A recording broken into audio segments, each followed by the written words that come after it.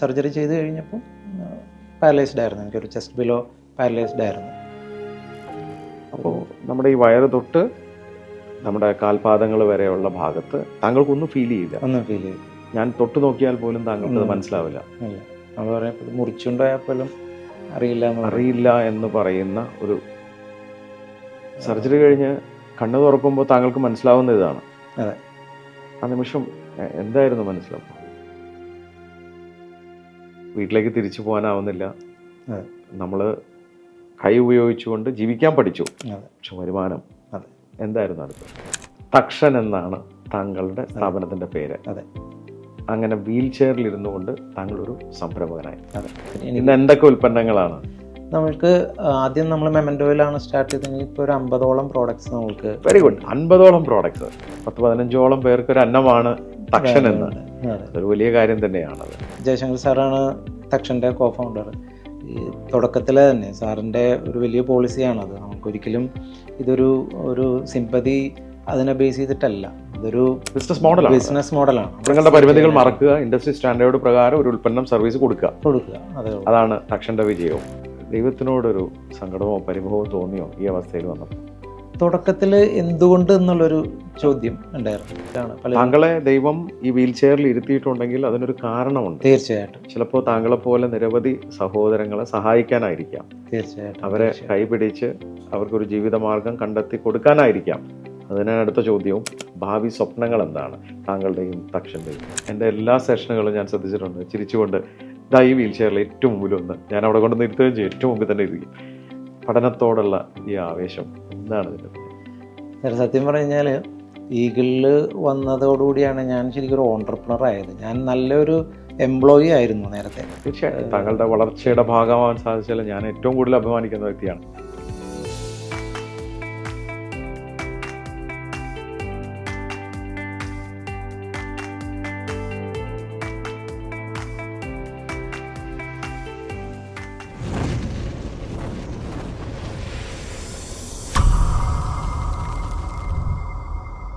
ജീവിതത്തിൽ നമ്മുടെ പരിമിതികൾ ആരാണ് തീരുമാനിക്കുന്നത്?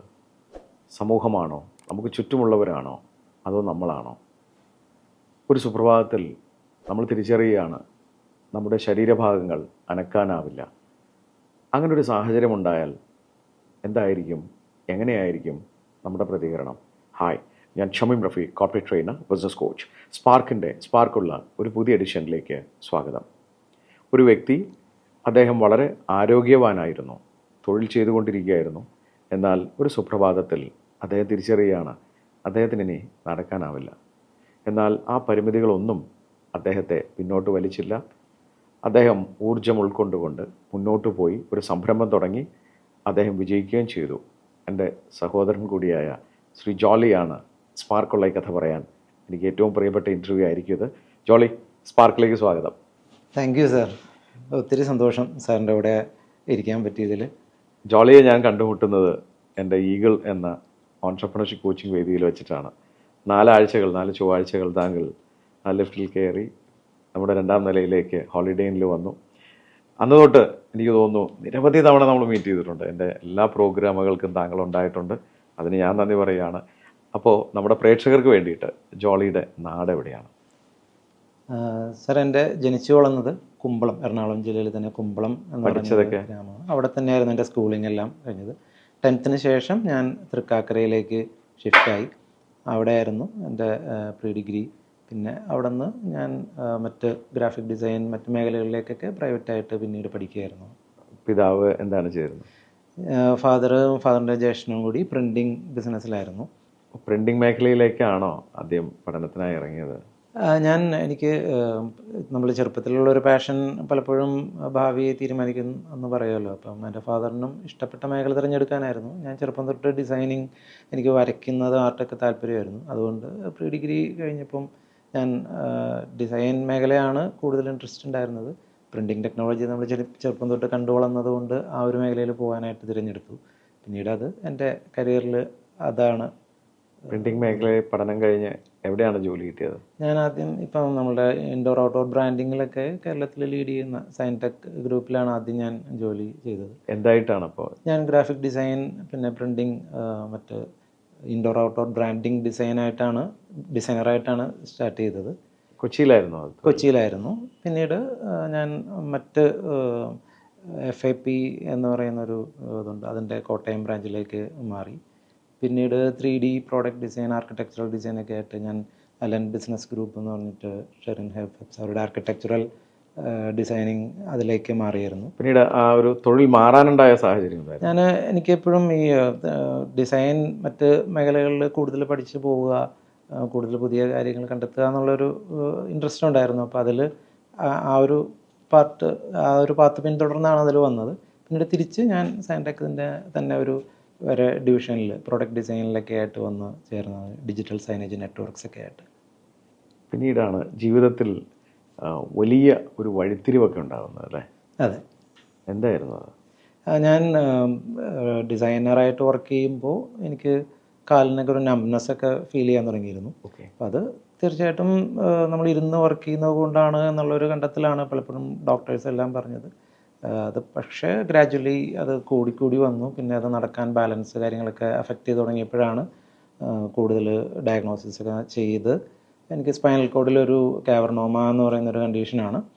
അപ്പോൾ അതൊരു ബ്ലീഡിങ് ഉണ്ടായിട്ട് ക്ലോട്ടായി കിടക്കുകയാണ്. അപ്പോൾ അത് കോഡ് ജാമാവുന്നു. സാധ്യതകൾ കുറച്ചുകൂടി ഡെവലപ്പ് ചെയ്ത് കഴിഞ്ഞാൽ മിക്കവാറും പാരലൈസ് ആവാനുള്ള സാധ്യതകളുണ്ട് എന്നുള്ളൊരു കണ്ടെത്തലൊക്കെ വരുന്നത്. അതായത് സർജറി ചെയ്തില്ലെങ്കിൽ താങ്കൾക്ക് നടക്കാനാവില്ല?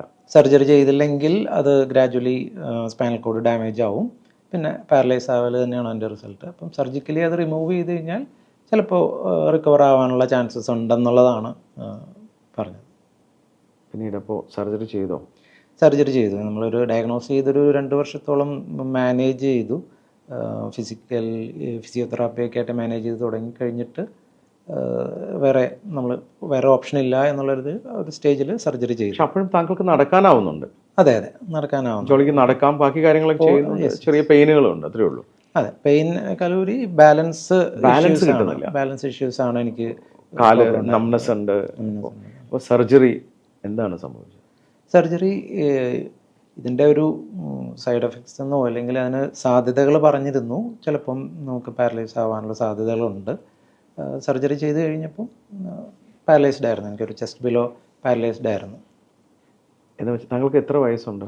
അപ്പോൾ എനിക്ക് 36 36 വയസ്സിലാണ് ഈ സർജറി ചെയ്യുന്നത്. അതെ. അന്ന് വിവാഹിതനാണ്? അതെ, വിവാഹിതനാണ്. മാതാവും പിതാവും ഉണ്ട്.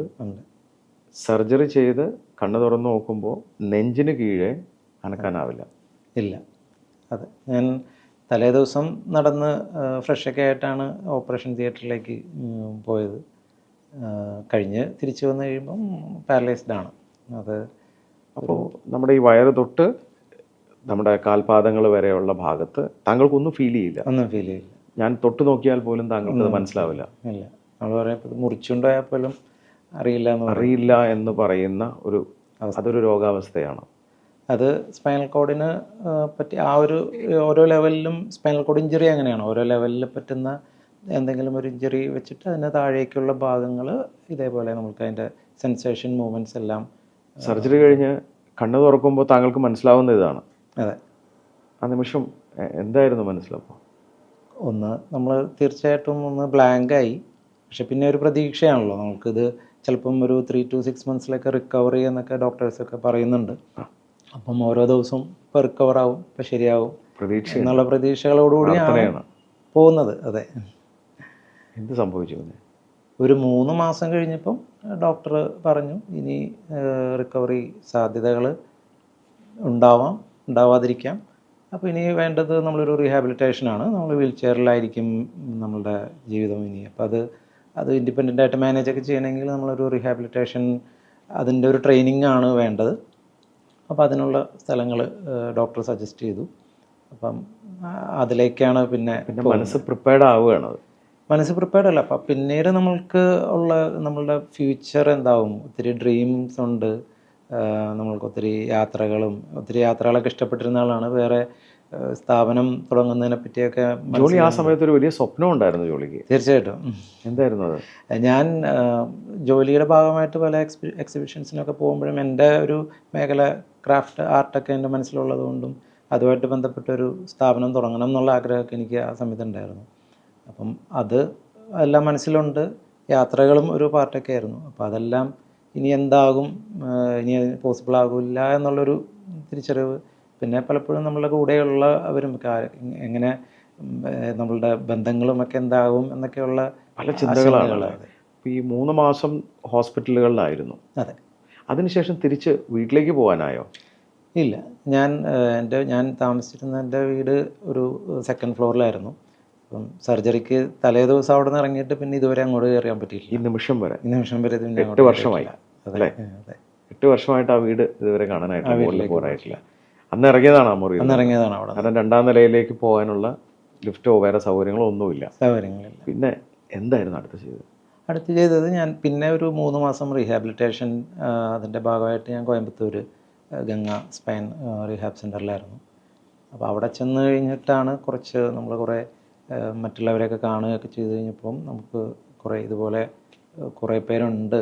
പിന്നെ നമ്മൾക്ക് കുറേ ഫിസിക്കലി അവിടെ വെച്ചിട്ടാണ് കുറച്ചൊക്കെ ഇൻഡിപെൻഡൻ്റ് ആയത്. നമ്മളുടെ അപ്പർ ബോഡി സ്ട്രെങ്തനിങ് അതൊക്കെയാണ് മെയിനായിട്ട് അവിടെ ഉള്ള ട്രെയിനിങ് ഉണ്ടായിരുന്നത്. അവിടെയും ഇതുപോലെ തന്നെ അരയ്ക്ക് കീഴേ ഉള്ളവർ മാത്രമാണോ ഉള്ളത്? അല്ല, അവിടെ കുറച്ചുകൂടി ബുദ്ധിമുട്ടുള്ളൂ. ഇപ്പം എനിക്ക് എൻ്റെ കൈകൾ ഉപയോഗിക്കാൻ പറ്റും, അപ്പർ ബോഡി ഉപയോഗിക്കാൻ പറ്റും.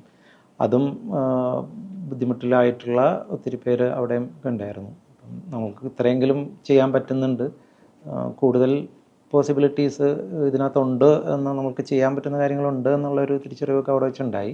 ബാക്കിയുള്ളവരെ കാണുമ്പോഴാണ് നമ്മൾ ഭേദമാണല്ലോ എന്നുള്ളൊരു കോൺഫിഡൻസ് നമുക്ക് നമ്മൾക്ക് തോന്നുന്നത്. എന്ന് വെച്ച് കഴിഞ്ഞാൽ അവരുടെ കാര്യങ്ങൾ ഓർക്കുമ്പോൾ ബുദ്ധിമുട്ട്, നമുക്ക് വിഷമം തോന്നുന്നുണ്ട്.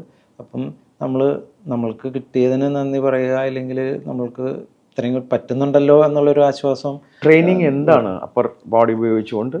എന്ന് വെച്ച് കഴിഞ്ഞാൽ നമ്മളുടെ കാലുകൾക്ക് പകരമായിട്ട് നമ്മൾ ഈ വീൽ ചെയറാണ് ഉപയോഗിക്കുന്നത്. ബാക്കി എല്ലാ കാര്യത്തിനും നമ്മൾ കൈകൾ കൊണ്ട് ഉപയോഗിക്കുക എന്നുള്ളതാണ്. അപ്പം വീൽ ചെയറിൽ നിന്ന് ബെഡിലേക്ക്, ചെയറിലേക്ക്, വണ്ടിയിലേക്കൊക്കെ ട്രാൻസ്ഫർ ചെയ്യുന്നതും എല്ലാ കാര്യങ്ങളും കൈകൾ ഉപയോഗിച്ചിട്ട് ആണ് അവിടെ പഠിപ്പിക്കുകയാണ്. അവിടെ വെച്ച് അതിനുള്ളൊരു ട്രെയിനിങ് പറഞ്ഞാൽ നമ്മൾ അന്ന് ഓപ്പറേഷന് പോകുന്ന ദിവസം താങ്കൾ കാലത്ത് എഴുന്നേൽക്കുന്നു, പല്ല് തേക്കുന്നു, പ്രാഥമിക കർത്തവ്യങ്ങൾ നിർവഹിക്കുന്നു, കുളിക്കുന്നു, അല്ലെ, ഡ്രസ്സ് ചെയ്യുന്നു, നടന്ന് ദൈവത്തിനെ വിളിച്ചുകൊണ്ട് അവിടെ കയറുന്നു. പിന്നീട് ആകെ ജീവിതത്തിലുള്ള ഈ 2 കരങ്ങളാണ്. ഇത് സ്ട്രെങ്തൻ ചെയ്യാമെന്ന് മാത്രമേ ഉള്ളൂ. ഇന്ന് ഈ 2 കരങ്ങൾ ഉപയോഗിച്ചുകൊണ്ട് എല്ലാം താങ്കൾക്ക് ചെയ്യാനാവും. അതെ, എല്ലാം ചെയ്യാനാവും. സാധാരണ ഒരു മനുഷ്യൻ ചെയ്യുന്ന പോലെ നമുക്ക് പല്ല് തേക്കാനും കുളിക്കാനും വസ്ത്രം ധരിക്കാനും ഒക്കെ ഇത് പഠിച്ചു കഴിഞ്ഞു. അതാണ് അവർ പഠിപ്പിച്ചത്. അതെ, നമ്മൾ ഈ റീഹാബിലിറ്റേഷൻ്റെ പാർട്ട് അത് ശരിക്കും അത് ചെയ്തു തുടങ്ങിയപ്പോഴാണ് മനസ്സിലായത്. പിന്നെ ശരിക്കും ജീവിതം ഞാൻ ഇതിൽ പഠിക്കുന്നത് ഞാൻ സ്വാശ്രയ ട്രെയിനിങ് ആൻഡ് റീഹാബിലിറ്റേഷൻ എന്താണത്? മുളന്തുരുത്തിയിലുള്ള ഒരു റീഹാബിലിറ്റേഷൻ സെൻ്ററാണ്. അതെങ്ങനെ മനസ്സിലായി? അവിടെ ഞാൻ ഹോസ്പിറ്റലിൽ വെച്ച് എന്നെ ഒരാൾ കണ്ടിട്ട് ആണ് അവിടുത്തെ ഒരു റെഫറൻസ് വരുന്നത്. എനിക്ക് കേരളത്തിൽ അങ്ങനെ ഒരു സ്ഥാപനം ഉള്ളത് അറിയില്ലായിരുന്നു. അവിടെ ചെന്ന് കഴിഞ്ഞപ്പോഴാണ് നമ്മൾക്ക് അവിടെ ഒരു 10-14 പേര് അവിടെ വീൽ ചെയറിൽ ജീവിക്കുന്നത്. 14 പേരോളം ഉണ്ട്. ജീവിതം അവിടെ താമസിക്കുന്നവർ ഒരു 300-ലധികം പേര് അവിടെ വന്ന് ട്രെയിനിങ് എടുത്ത് പോയിട്ടുണ്ട്. അത് നടത്തുന്ന ചേട്ടൻ, അതിൻ്റെ ഫൗണ്ടർ റെജി എബ്രഹാം, ഇപ്പം 36 വർഷത്തിലധികമായിട്ട് വീൽ ചെയറിലുള്ള ആളാണ്. അത് സ്റ്റാർട്ട് ചെയ്ത് അത് മാനേജ് അവിടെ ആളെ പരിചയപ്പെട്ട് കഴിഞ്ഞപ്പം എനിക്ക് ലൈഫിൽ പിന്നെ കൂടുതൽ ധൈര്യം തോന്നി, എൻ്റെ ആശങ്കകളൊക്കെ മാറി. അപ്പോൾ വീട് വിട്ട് നേരെ അങ്ങോട്ടാണോ പോയത്? അതെ, അവിടെ ഇൻമേറ്റ് ആയി. നമ്മൾ പണം ഒരു ഫീസ് പോലെ കൊടുക്കണം. കൊടുത്ത് അവിടെ മന്ത്ലി നമുക്കൊരു റൂമുണ്ട്. അവിടെ നമ്മൾ ഇൻഡിപെൻഡൻ്റ് ആയിട്ട് നമ്മൾക്ക് ജീവിക്കാനുള്ള ട്രെയിനിങ് എല്ലാം വീൽ ചെയറിൽ. അവിടെ മോഡിഫൈഡ് ആയിട്ടുള്ള കാറും ഓട്ടോറിക്ഷയൊക്കെ ഉണ്ട്, അതൊക്കെ ഓടിക്കുന്നതും എല്ലാം ഇത്തരം ആൾക്കാരാണ്. അതെ, അതൊക്കെ എല്ലാം നമ്മൾക്ക് പഠിക്കാം. ആ ലോകത്തിലേക്ക് ഇറങ്ങി ചെല്ലുകയാണ്. അതെ, അവിടെ ചെന്നപ്പം എല്ലാവരും ഓരോരോ ജോലികളിൽ അവരുടേതായ ജോലികളിലൊക്കെ ചെയ്ത് അവർ ഇൻകം ജനറേറ്റ് ചെയ്യും. അവർക്കൊക്കെ സ്വന്തമായി ജോലി ചെയ്ത് വരുമാന മാർഗമുണ്ട്. അപ്പം ഇനി അടുത്തത് അതാണ് ജോലി. കാരണം വീട്ടിലേക്ക് തിരിച്ചു പോകാനാവുന്നില്ല. നമ്മൾ കൈ ഉപയോഗിച്ചുകൊണ്ട് ജീവിക്കാൻ പഠിച്ചു, പക്ഷെ വരുമാനം എന്തായിരുന്നു അടുത്തത്? ഞാൻ ജോലി ചെയ്തിരുന്ന സ്ഥാപനങ്ങൾ തിരിച്ച് എനിക്ക് ജോലിക്ക് കയറാൻ ഞാൻ വർക്ക് ചെയ്തിരുന്ന എല്ലാ സ്ഥാപനങ്ങളിൽ നിന്നും തിരിച്ച് കയറാനായിട്ട് പറഞ്ഞിട്ടുണ്ട്. പക്ഷേ ഒരു ആക്സസിബിലിറ്റി ഇഷ്യൂസ് ഉണ്ട്. ഞാൻ കോൺഫിഡൻ്റ് അല്ലായിരുന്നു. അപ്പം ഡിസൈൻ എന്നുള്ളൊരു ഇതായതുകൊണ്ട് ഞാൻ ലാപ്ടോപ്പ് ഉപയോഗിച്ച് ഡിസൈൻ ചെയ്യാം എന്നുള്ളൊരു പ്ലാനിൽ ഇരിക്കുമ്പോഴാണ് ഞാൻ എൻ്റെ ഒരു brother front ASIMO റോബോട്ടിക്സിൻ്റെ founder JK എന്നെ ഊർജയുടെ ഫൗണ്ടർ ജയശങ്കർ സാറുമായിട്ട് പരിചയപ്പെടുത്തുന്നത്. അപ്പം സാറ് ഊർജയുടെ സ്റ്റാർട്ടിങ് സ്റ്റേജിലായിരുന്നു. അപ്പോൾ അവിടെ ഡിഫറൻ്റ്ലി എബിൾഡായിട്ടുള്ള കുട്ടികൾക്കുള്ള ഒരു ട്രെയിനിങ് തന്നെയാണ് അവിടെ. അപ്പം അവിടെ ഗ്രാഫിക് ഡിസൈൻ പഠിപ്പിക്കാനായിട്ട് എന്നെ അസൈൻ ചെയ്തു. അതായിരുന്നു ഒരു ആദ്യത്തെ വരുമാന മാർഗം എന്ന് പറയുന്നത്. ശേഷം അതെ. അപ്പോൾ താങ്കൾ വീൽ ചെയറിൽ ഇരുന്നു കൊണ്ട് താങ്കളുടെ റീഹാബിലിറ്റേഷൻ സെന്ററിൽ നിന്ന് ഊർജയിലേക്ക് പോയി അവിടെ ഡിഫറൻ്റ്ലി ഏബിൾഡ് ആയിട്ടുള്ള കുട്ടികളെ പഠിപ്പിക്കുന്നു. അതെ. താങ്കൾക്ക് സാലറി ലഭിക്കുന്നുണ്ട്. അതെ. പക്ഷെ അപ്പോഴും താങ്കൾക്കൊരു സ്വപ്നം ഉണ്ടായിരുന്നു, സംരംഭം തുടങ്ങണം എന്നുള്ളത്. അതെ. അതെവിടെ വരെ എത്തി?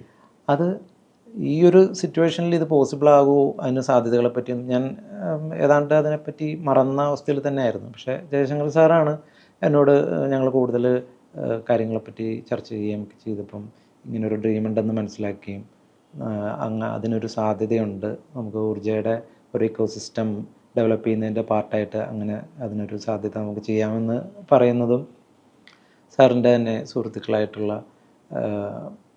ബാക്കി കുറച്ച് പേര് കൂടി അതിനകത്ത് ഇൻവെസ്റ്റ് ചെയ്തുകൊണ്ട് ഒരു സ്ഥാപനം തുടങ്ങുകയാണ്. അങ്ങനെയാണ് തക്ഷൻ സാധ്യമാകുന്നത്.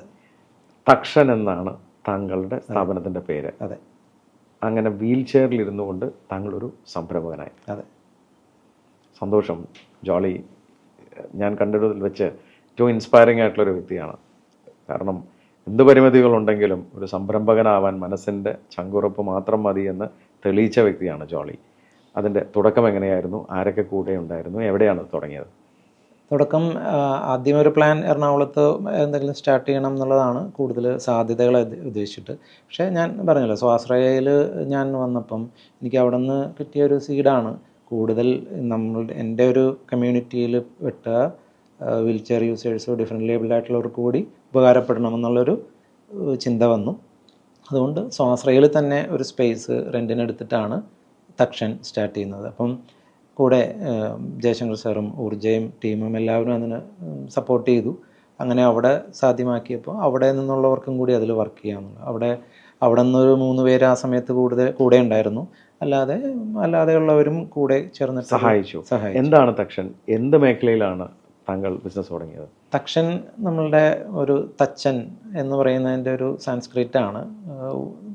തടി മരത്തിൽ വർക്ക് ചെയ്യുന്നു, ക്രാഫ്റ്റുകൾ മേക്ക് ചെയ്യുന്നു എന്നുള്ളതുകൊണ്ടാണ് പേര് പോലെ തന്നെ.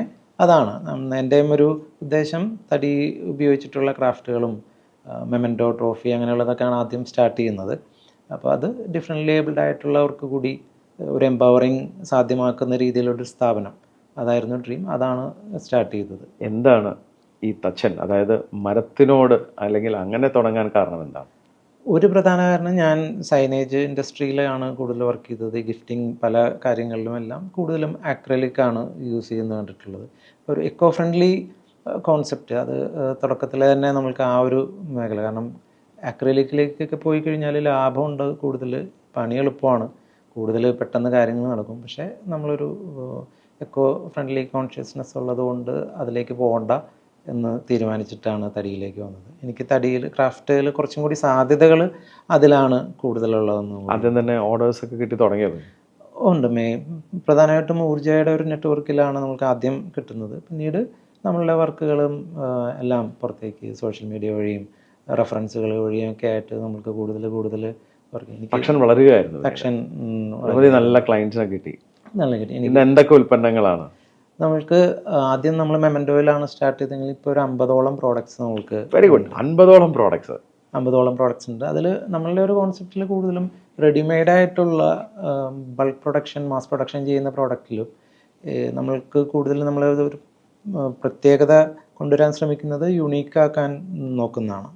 അപ്പോൾ അതിൽ ഓരോരുത്തർക്ക് പറ്റുന്ന, അവർക്ക് വേണ്ട രീതിയിലൊരു യുണീക്കായിട്ട് ചെയ്യുമ്പോൾ അതിൻ്റെ ഒരു ഇമ്പോർട്ടൻസ് കസ്റ്റമൈസ് ചെയ്ത് കൊടുക്കുക.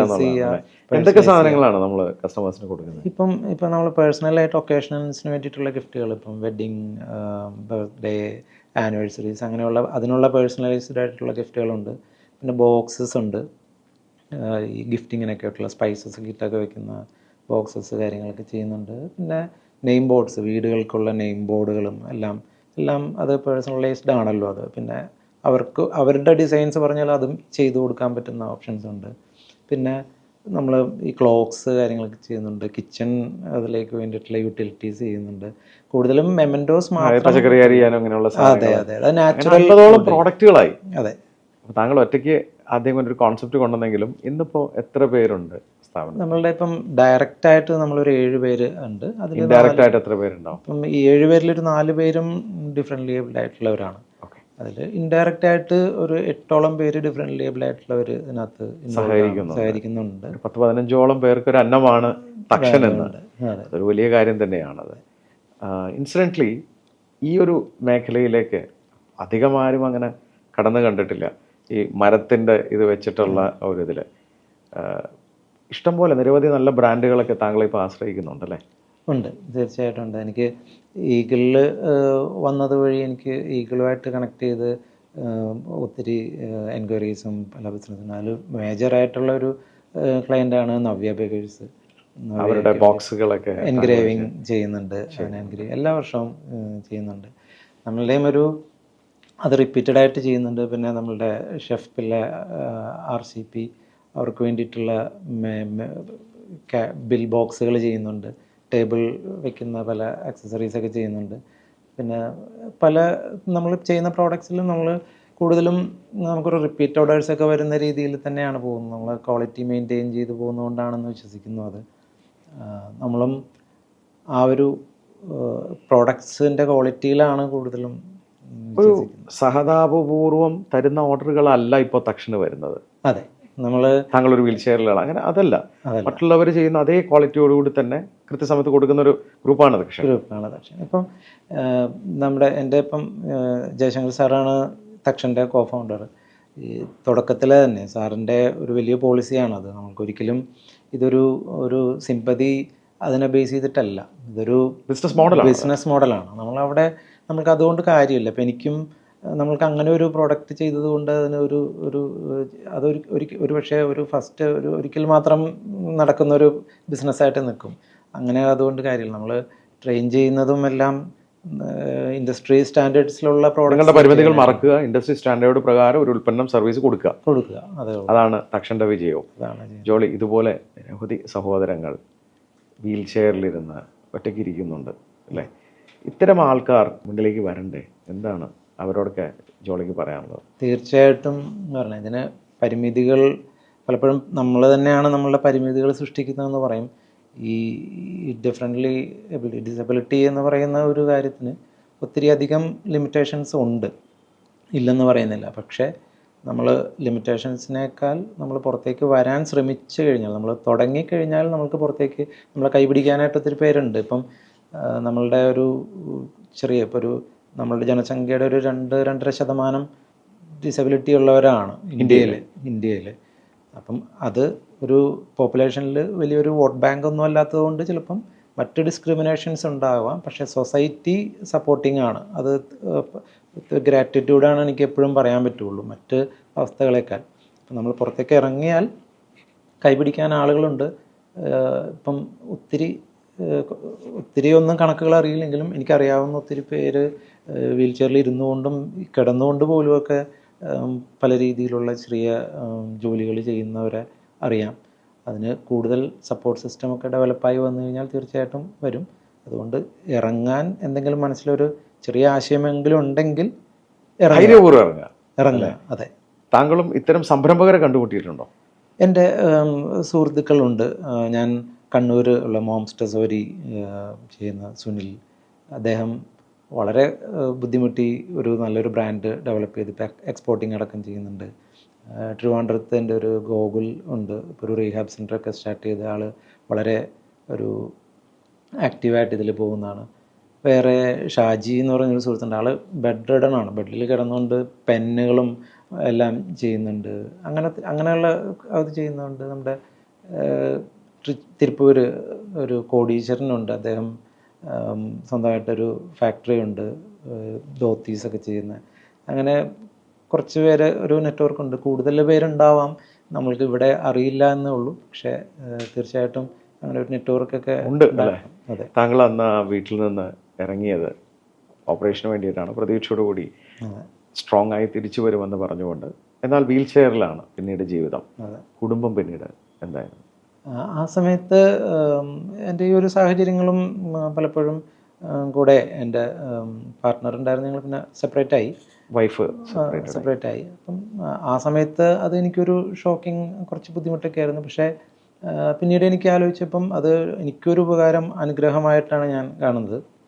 കാരണം അതുകൊണ്ട് ഞാൻ ഇൻഡിപെൻഡൻ്റ് ആയി. ഞാൻ അവരെ ഒരിക്കലും അതിനകത്ത് തെറ്റും ഒന്നും പറയില്ല. അത് തികച്ചും വ്യക്തിപരമായിട്ടുള്ള തീരുമാനങ്ങളാണ്. അത് ഒരിക്കലും പറയില്ല. പിന്നീട് എനിക്കത് കൂടുതൽ മനസ്സിലായി വന്നത്, അത് എനിക്ക് മനുഷ്യരെ തിരിച്ചറിയാനും നമ്മളുടെ കഴിവുകളും നമ്മളുടെ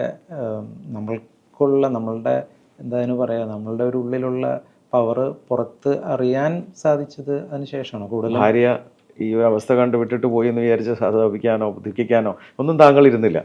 അത് സ്ട്രോങ് ആക്കുകയാണ് ചെയ്തത്. അതെ. ഇപ്പം ഇൻഡിപെൻഡൻ്റ് ആയി ജീവിക്കാൻ സാധിക്കുന്നതിൻ്റെ ഒരു വലിയൊരു ശതമാനം ഇതിൽ ഒരു കോൺട്രിബ്യൂഷൻ എന്ന് പറയുന്നത് താങ്കൾ ഇവരൊക്കെ ചേർന്നിട്ടാണ് ഇൻഡിപെൻഡൻ്റ് ആക്കിയതെന്ന് തന്നെ പറയുന്നത്. എന്ന് പറയുന്നത് നമ്മളിപ്പം നമ്മൾക്ക് കിട്ടിയ അവഗണനകളും നമ്മളെ തിരസ്കാരങ്ങളും എന്നൊക്കെ വേണമെങ്കിൽ പറയാം. അതാണ് നമ്മളെ കൂടുതൽ സ്ട്രോങ് ആക്കുകയും നമ്മൾ കൂടുതൽ ഫൈറ്റ് ചെയ്യാനായിട്ട് നമുക്ക് ഉള്ളിലൊരു താങ്കളൊരു ദൈവവിശ്വാസിയാണ്. തീർച്ചയായിട്ടും അല്ലേ? ദൈവത്തിനോടൊരു സങ്കടമോ പരിഭവമോ തോന്നിയോ ഈ അവസ്ഥയിൽ വന്നപ്പോൾ? തുടക്കത്തിൽ എന്തുകൊണ്ട് എന്നുള്ളൊരു ചോദ്യം ഉണ്ടായിരുന്നു. എന്തുകൊണ്ട് ഇത്? പിന്നെ പലപ്പോഴും പല മതവിശ്വാസങ്ങളിലും പലരും ഇത് എന്താണ് പൂർവ്വജന്മപാപം ഇല്ലെങ്കിൽ അങ്ങനെയൊക്കെയുള്ള കുറേ കോൺസെപ്റ്റുകളൊക്കെ പലരും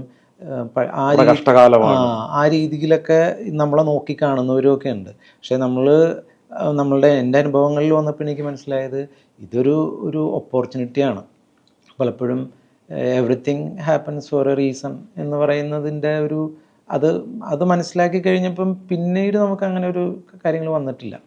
പിന്നെ നമ്മൾ ചുറ്റും കാണുന്നത് എല്ലാം നമ്മൾക്കൊരു ദൗത്യമുണ്ട് എന്നുള്ള ഒരു ഇതിലാണ്. താങ്കളെ ദൈവം ഈ വീൽ ചെയറിൽ ഇരുത്തിയിട്ടുണ്ടെങ്കിൽ അതിനൊരു കാരണമുണ്ട്. തീർച്ചയായിട്ടും. ചിലപ്പോൾ താങ്കളെ പോലെ നിരവധി സഹോദരങ്ങളെ സഹായിക്കാനായിരിക്കാം. തീർച്ചയായിട്ടും. അവരെ കൈപിടിച്ച് അവർക്കൊരു ജീവിതമാർഗം കണ്ടെത്തി കൊടുക്കാനായിരിക്കാം.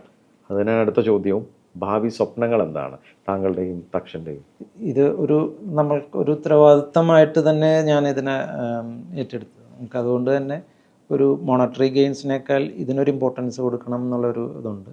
അപ്പം എൻ്റെ കൂടെ ഇപ്പോൾ നമ്മൾക്ക് ഒരു 8 പേര് ഇൻഡയറക്റ്റായിട്ടും 4 പേര് ഡയറക്റ്റ്ലിയും വീൽ ചെയർ യൂസേഴ്സും ഡിഫറെൻറ്റ് ലേബിളായിട്ടുള്ളവരുണ്ട്.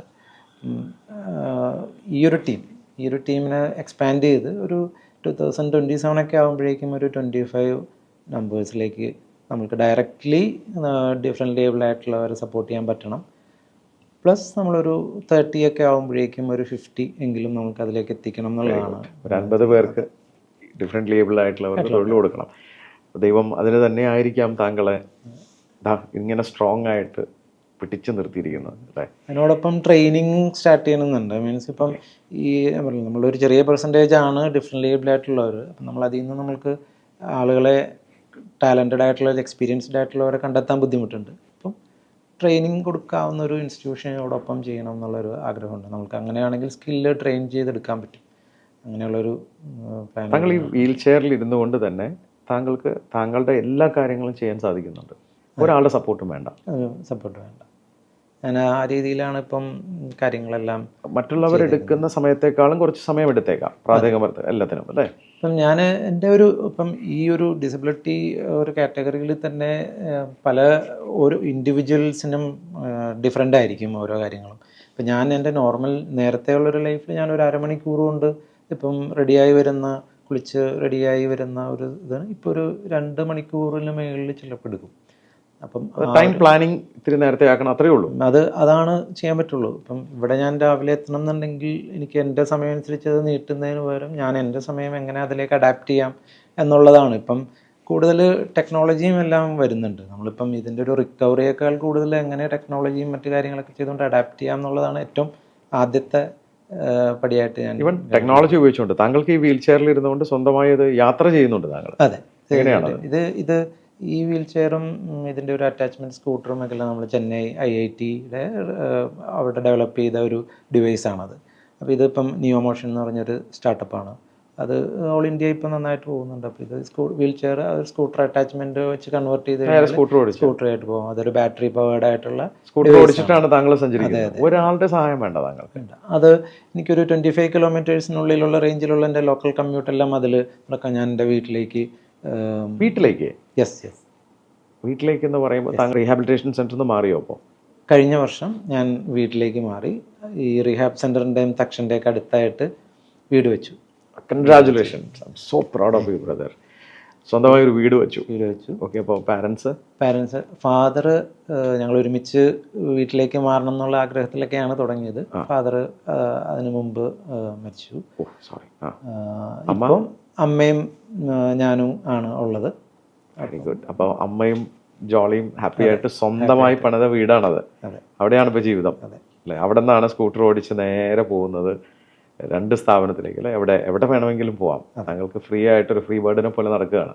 എനിക്ക് തോന്നുന്നു എൻ്റെ ട്രെയിനിങ് കോച്ചിങ് അറ്റൻഡ് ചെയ്ത വ്യക്തികളിൽ ഒരു 1600ഓളം പേര് നമ്മുടെ കമ്മ്യൂണിറ്റിയിലുണ്ട്. ഈഗിളിൻ്റെ ആ 4 വേദിയിൽ അല്ലാതെ തന്നെ മന്ത്ലി ട്രെയിനിങ് പ്രോഗ്രാമുകൾക്ക് നമ്മുടെ ആനുവൽ മീറ്റായ ബിസ്കോൺ 3 വർഷവും താങ്കൾ അവിടെ ഉണ്ടായിരുന്നു. താങ്കൾക്ക് ഈ പഠനത്തോടുള്ള ഒരു പാഷൻ ഈ പറഞ്ഞ പോലെ ചിലപ്പോൾ 2 മണിക്കൂർ എടുത്ത് ഡ്രസ്സ് ചെയ്ത് വാഹനത്തിൽ കയറി ആ ഹോട്ടലിൽ 2ാം നിലയിലോ അല്ലെങ്കിൽ എവിടെ വരാനോ ഒരു ബുദ്ധിമുട്ട് ഞാൻ കണ്ടിട്ടില്ല. അതുമാത്രമല്ല എൻ്റെ എല്ലാ സെഷനുകളും ഞാൻ ശ്രദ്ധിച്ചിട്ടുണ്ട്. ചിരിച്ചുകൊണ്ട് ഈ വീൽ ചെയറിൽ ഏറ്റവും മുമ്പിൽ വന്ന് ഞാൻ അവിടെ കൊണ്ട് നിർത്തുകയും ചെയ്യും. ഏറ്റവും മുമ്പിൽ തന്നെ ഇരിക്കും. പഠനത്തോടുള്ള ഈ ആവേശം എന്താണ് ഇതിൻ്റെ പിന്നിൽ?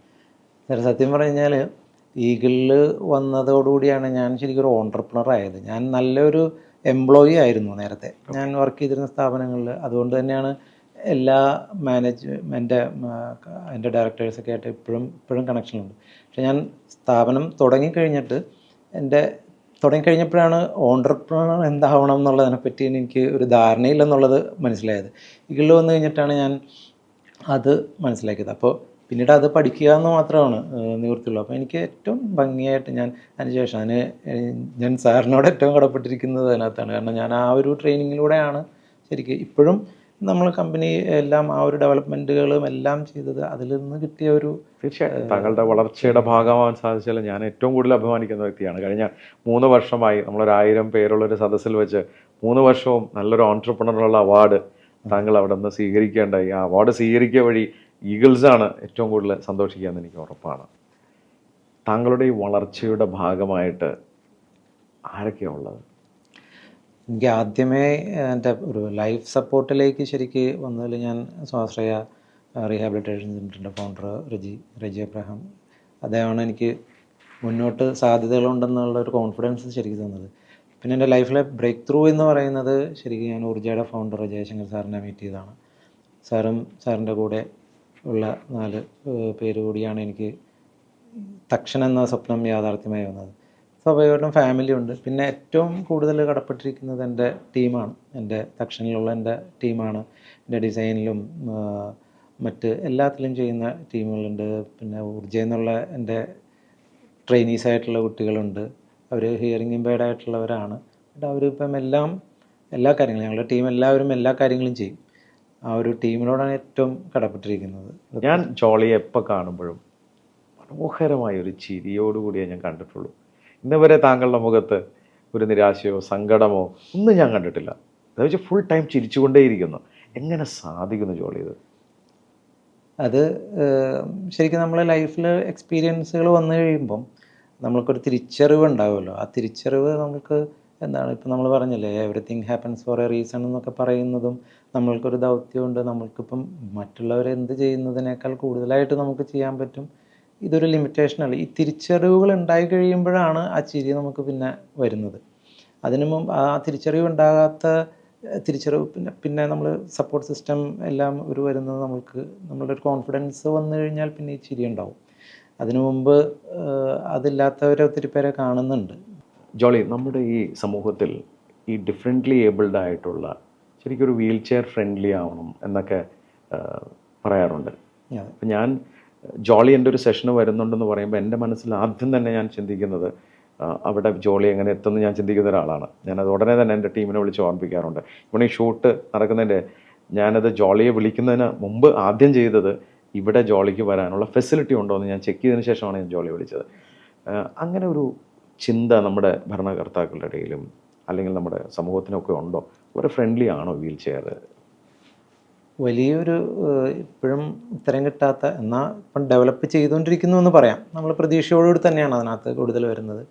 ഏറെ രസകരമെന്ന് വെച്ച് കഴിഞ്ഞാൽ, ഈ കുറച്ച് നാൾക്ക് മുമ്പൊരു ഈ ഡിസബിലിറ്റി റിലേറ്റഡ് ഓണ്ടർപ്രണർഷിപ്പിനെ പറ്റി സംസാരിക്കാനായിട്ടൊരു വെന്യൂ വന്നപ്പോൾ, ആ വെന്യൂ ആക്സസിബിൾ അല്ലായിരുന്നു.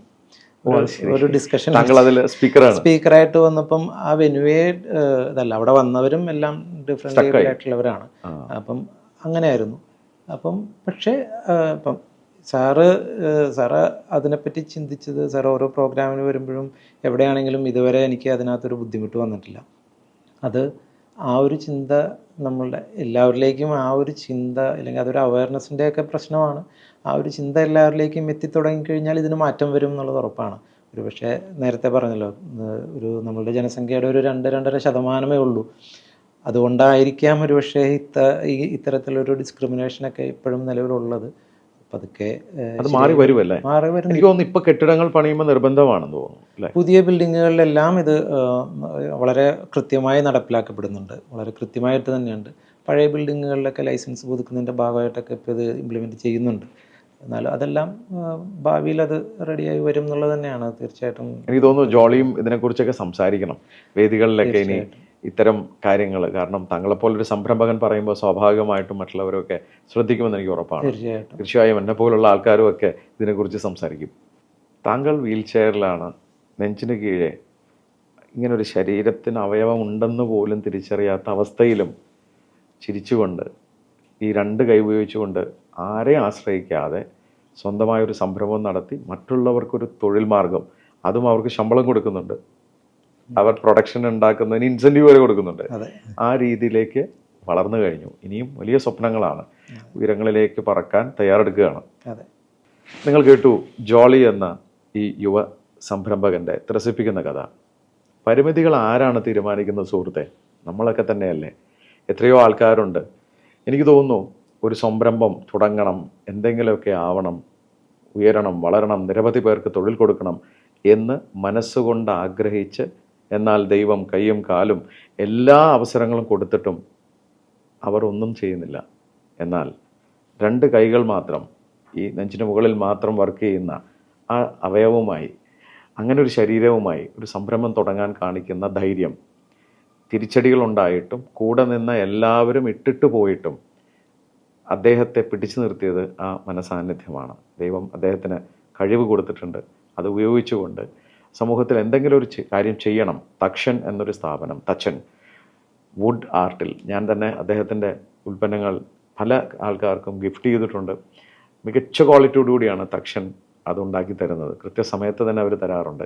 ജോളിയെ നമ്മളൊരു കാര്യം ഏൽപ്പിക്കുമ്പോൾ അദ്ദേഹം വീൽ ചെയറിലിരിക്കുന്ന ഒരാളെന്ന രീതിയിൽ ഞാൻ ഇന്ന് വരെ ഒരു ഓർഡറും കൊടുത്തിട്ടില്ല. അദ്ദേഹത്തിൻ്റെ ആ സംരംഭത്തിൻ്റെ കഴിവും ക്വാളിറ്റിയും സർവീസും മനസ്സിലാക്കി തന്നെ കൊടുത്തിട്ടുള്ളൂ.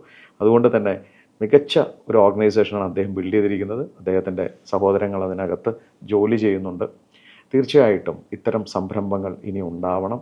ഇത്തരം ആൾക്കാർ നമ്മുടെ സമൂഹത്തിൽ കാണുകയാണെങ്കിൽ നമ്മൾ അവരെ ബഹുമാനിക്കണം, അവരെ പ്രോത്സാഹിപ്പിക്കണം, അവരെ മുൻനിരയിലേക്ക് കൊണ്ടുവരണം. ഏതെങ്കിലും സഹോദരങ്ങൾ വീൽ ചെയറിലിരുന്നത് കാണുന്നുണ്ടെങ്കിൽ നമ്മുടെ പരിമിതി തീരുമാനിക്കുന്നത് നമ്മളാണ് സഹോദരി. നമ്മളൊന്ന് പുറത്തേക്ക് വരാൻ തീരുമാനിച്ചാൽ ഒരു തടസ്സമല്ല.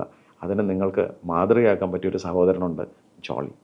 അദ്ദേഹത്തെ കണ്ട് ഒന്ന് ഇൻസ്പിറേഷൻ ഉൾക്കൊണ്ടാൽ, അതുപോലെ തന്നെ ദൈവം നമുക്ക് എല്ലാ അവയവങ്ങൾ തന്നവർ നമ്മൾ മനസ്സിലാക്കണം. നമ്മുടെ മൈൻഡ് മാത്രമേ നമുക്ക് തടസ്സമായി നിൽക്കുന്നുള്ളൂ, വേറെ ഒന്നുമല്ല. ഒരു ശാരീരിക ബുദ്ധിമുട്ടല്ല, പണമില്ലാത്തതല്ല, ഒന്നുമില്ലായ്മയിൽ നിന്ന് ഒരു സ്ഥാപനം തുടങ്ങി ഈ ഹോട്ട് സീറ്റിലിരിക്കാമെങ്കിൽ നമുക്കൊക്കെ എത്രയോ കാര്യങ്ങൾ ചെയ്യാനുണ്ട്. ജോളി വളരെ ഇൻസ്പിറേഷണൽ ആയിട്ടുള്ളൊരു സ്റ്റോറിയാണ്.